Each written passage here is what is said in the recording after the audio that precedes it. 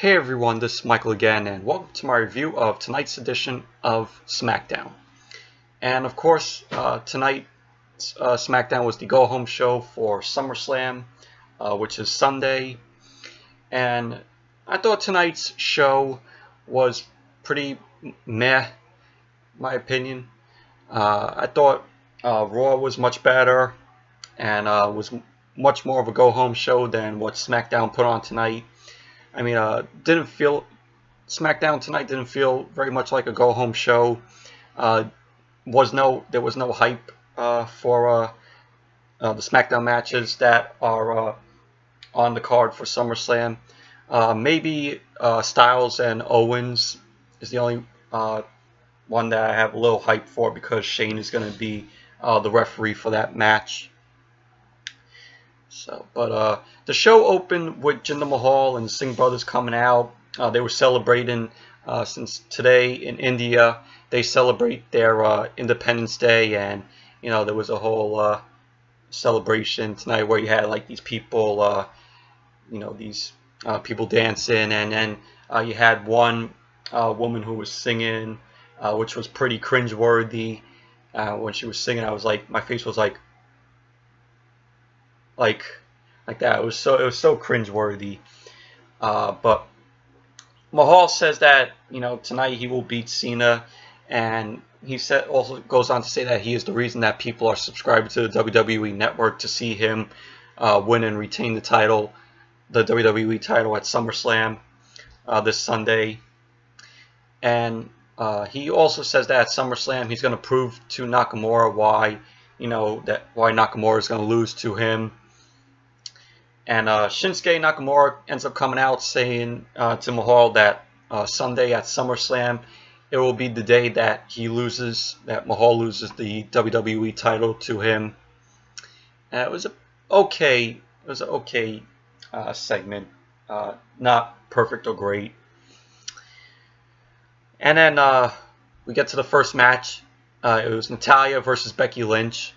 It was kind of match. It was okay match, not good or great or perfect by any means. Yeah, Becky Lynch hitting the exploder on Natalya. At the end of the match, we saw Becky go to the top. She was trying to land on Natalya to take her out, but Natalya moved away, and Natalya ended up locking in the sharpshooter on Becky to win the match. Naomi was on commentary through the match, just watching it. And after the match, Natalya ended up putting Becky in the sharpshooter once again. Naomi comes in to save Becky, and Natalya retreated out of the ring, wanted nothing to do with Naomi. Carmella ends up coming out and wishes Naomi and Natalya good luck in their match on Sunday. And Ellsworth says to them that whoever wins, they will pretty much end up losing to Carmella. When Carmella cashes in the Money in the Bank briefcase, if she does. But it was a okay match. Not great, not good, not perfect, but it was okay. Then we had Lana and Tamina in the locker room. Lana says to Tamina that Tamina is not ready, and the crowd does not fear her. Does not fear Tamina, and Lana is going to help Tamina. Be good.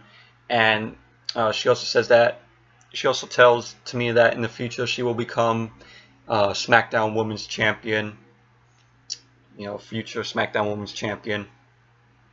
So it was a little segment with Lana and Tamina. And then we had Daniel Bryan and the Usos backstage. The Usos tell Daniel who will they be facing from the New Day at SummerSlam Sunday. Daniel ends up saying to them that they will take on Big E and Xavier at SummerSlam for the SmackDown tag team titles. So it's a little backstage segment with them. Then The next match was Chad Gable versus Rusev. This was like a not care kind of match. It was just Rusev just taking out Chad Gable throughout the match. But Chad Gable won the match by count out. Well, not by count, by disqualification, or it was pretty much a no contest because they were outside of the ring, so pretty much basically was probably a double count out. But after the match, you had Rusev put Chad in the accolade on the they were on the announce table. Randy, and then Rusev is in the ring again, and then Randy Orton ends up coming out of nowhere and hitting Rusev with an RKO. So it was pretty much meh. Did not care. Then we had AJ Styles coming out, and he says, he asks for Shane to come out. AJ says to Shane that the kick was an accident last week. That you remember he kicked Shane last week, and he tells Shane that it was an accident. Shane says that Sunday he's respecting authority, and that if Styles pushes, shoves, or lays a hand on Shane, he's going to lay a hand on Styles. And then Kevin Owens ends up coming out saying that if Styles hits Shane and Shane hits him back, that's pretty much a good idea. That Owens said. And Owens tells Shane that if he hits him, it would be an accident, and he offers Shane to shake his hand. Shane then says for Owens to shake hands with Styles. Then they get face to face, Owens and Styles, and they start hitting each other. And Styles is going to hit Shane, but Shane caught it. And then Styles was pretty much just talking to Shane, and then Styles gets out of the way, and Owens just lays Shane out with a kick. And pretty much that's basically how the segment ended. And it was a good segment from Styles and Shane and Owens. A little hype for this match. I'm a little hyped for this match. Seeing Shane being the referee and just calling it down the line. So I'm really interested in Styles and Owens for the U.S. title, and Shane being the referee. And then after that, we had New Day end up coming out saying this Sunday they will be facing the Usos, and that after they beat them, they will still be the SmackDown Tag Team champions. And they will be fighting the Usos tonight. And that's pretty much what led to the match, which was Usos versus New Day. Was Kofi? They were fighting Kofi Kingston and Xavier Woods. And when the match started, it was just Kofi and Xavier just taking out one of the Usos, doing these flips from the top. And then the Usos retaliated back in the end. They were pretty much taking out Kofi and Xavier. And the Usos won the match with a double kick to Kofi. So Usos won the match. It was okay, not great. And then we had after that we had the stupid boring Fashion Peaks segment with Breezango and Ascension. Pretty much basically saying it was the final Fashion Peaks thing that they're doing, and they said that that Breezango will return in 2 weeks. And I'm like, great, more.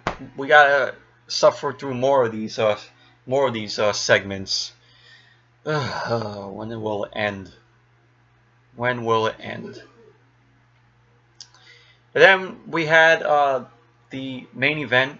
It was Cena versus Jinder Mahal, and it was a decently good match, back and forth between Cena and Mahal. You had the Singh brothers try to, they were interfering in the match.